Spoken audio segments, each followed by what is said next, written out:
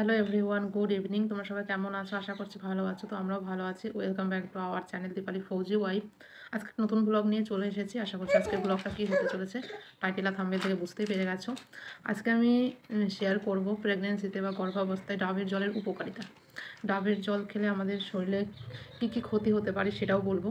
ডাবের জল কখন খাওয়া উচিত, দিনে কটা ডাবের জল খাওয়া উচিত সেটাও জানাবো। এছাড়াও ডাবের জল খেলে ত্বক কি ফর্সা হয়ে যায়, মানে স্কিন যে কালারটা এটা কি ফর্সা হয় বেবির, বা চোখের মনি যেটা সেটা কি কালার কালো না হয়ে যে কটা বলা হয় বা সাদা হয়ে যাওয়া বলা হয় ওইরকম টাইপ হয়, সেটা কিন্তু আজকের ভিডিওতে জানাবো। আশা করছি তোমাদের আজকের ভিডিওটা ভালো লাগলে কিন্তু অবশ্যই লাইক, কমেন্ট, শেয়ার আর সাবস্ক্রাইব কিন্তু করবে।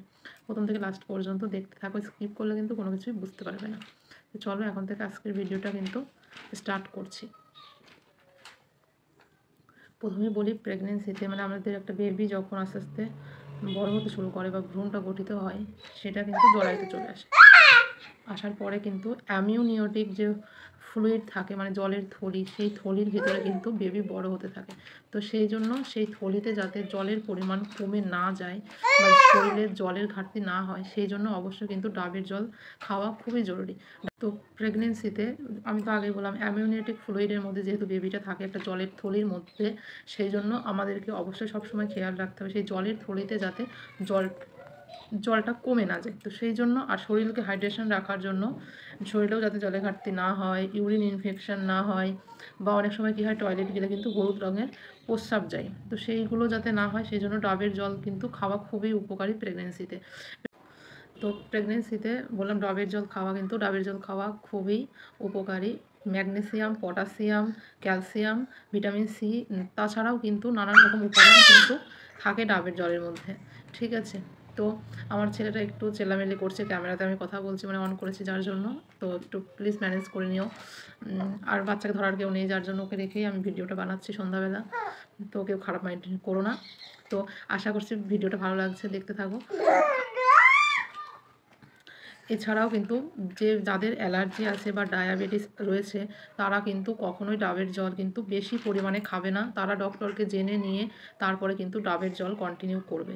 ঠিক আছে, এছাড়াও ডাবের জল কিন্তু আমাদের যে কিডনি থাকে, সেই কিডনি তো এমনিতেই বজ্র পদার্থ আমাদের শরীরে যেগুলো থাকে সেগুলো কিন্তু বাইরে বার করে দেয় প্রস্রাবের মাধ্যমে। এবার এছাড়াও ওই ডাবের জল খেলে কিন্তু কিডনি কিন্তু পরিষ্কার রাখে, মানে কিডনিকে পরিষ্কার রাখে, সমস্ত নোংরা বজ্রপদার্থ যা থাকে ধুয়ে মুছে পুরো সাফ করে দেয়, বাইরে বার করে দেয়। ঠিক আছে, আর যাদের তোমার প্রচুর পরিমাণে সর্দি লাগবে বা ঠান্ডা লেগেছে, তারাও কিন্তু একদম ডাবের জল খেও না, এতে কিন্তু হিতে বিপরীত হতে পারে। ঠিক আছে, তাছাড়াও ডায়াবেটিস, অ্যালার্জি যাদের রয়েছে তারা কিন্তু অবশ্যই ডাবের জলটা ডক্টরকে জেনে নিয়ে তারপরেই খাওয়াটা কিন্তু প্রেগনেন্সিতে উচিত নয়। ঠিক আছে, আর হচ্ছে যারা তোমার প্রেগনেন্সিতে অনেকে আছো না, যে তোমার শরীরে কী হচ্ছে, ইউরিন ইনফেকশন হয়ে গেছে, বারবার তোমার টয়লেট যেতে হচ্ছে, একটু একটু হচ্ছে, জ্বালা পোড়া হচ্ছে।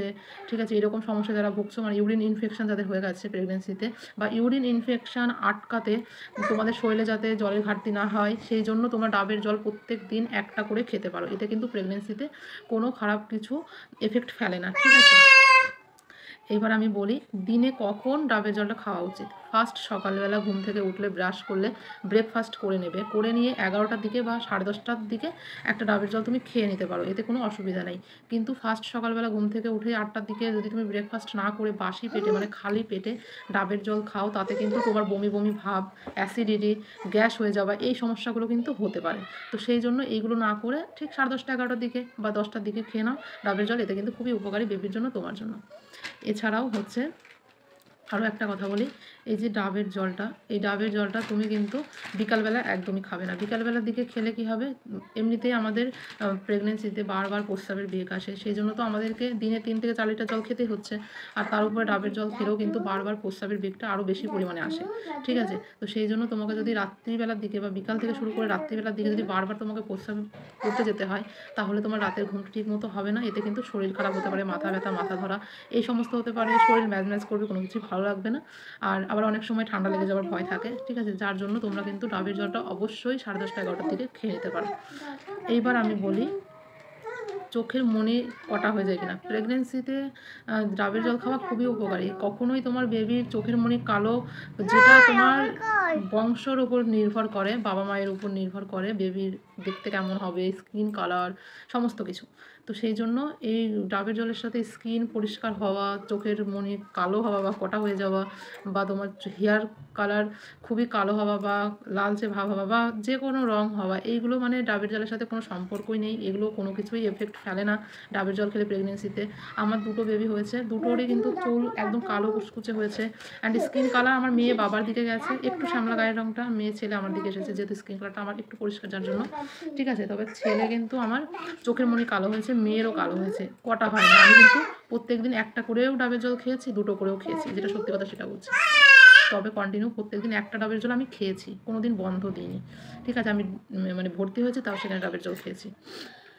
খাওয়াটা খুবই ভালো, এতে তোমার ইউরিন ইনফেকশন হবে না, শরীর হাইড্রেশন হবে, যে ফ্লুইডের মধ্যে বেবি থাকছে সেখানে কিন্তু জলের পরিমাণ ঠিক থাকবে, ঘাটতি হবে না, এই সমস্যাগুলো হবে না। ঠিক আছে, তো আশা করছি তোমরা কিন্তু বুঝতে পেরেছো যেগুলো আমি তোমাদেরকে বলতে চেয়েছি। এছাড়াও প্রত্যেকদিন একটা করে ডাবের জল খেলে কোনো অসুবিধা নেই, বা একদিন পর পর একটা করে খাওয়া যেতে পারে। ঠিক আছে, অবশ্যই সকালের দিকে খাবে, রাতের দিকে নয়, তাহলে বারবার টয়লেট যেতে হতে পারে, এতে সমস্যা হতে পারে তোমাদের।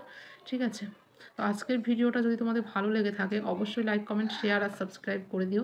ভালো লাগলে অবশ্যই লাইক কমেন্ট শেয়ার আর সাবস্ক্রাইব করবে, তার সাথে সাথে কিন্তু শেয়ার করবে বেশি বেশি করে। নেক্সট ব্লগে কিন্তু আবার দেখা হচ্ছে তোমাদের সাথে। তো কি ভিডিও দেখবে তোমরা অবশ্যই কমেন্ট করো। তো চলো আজকের মতো এখানে শেষ করছি।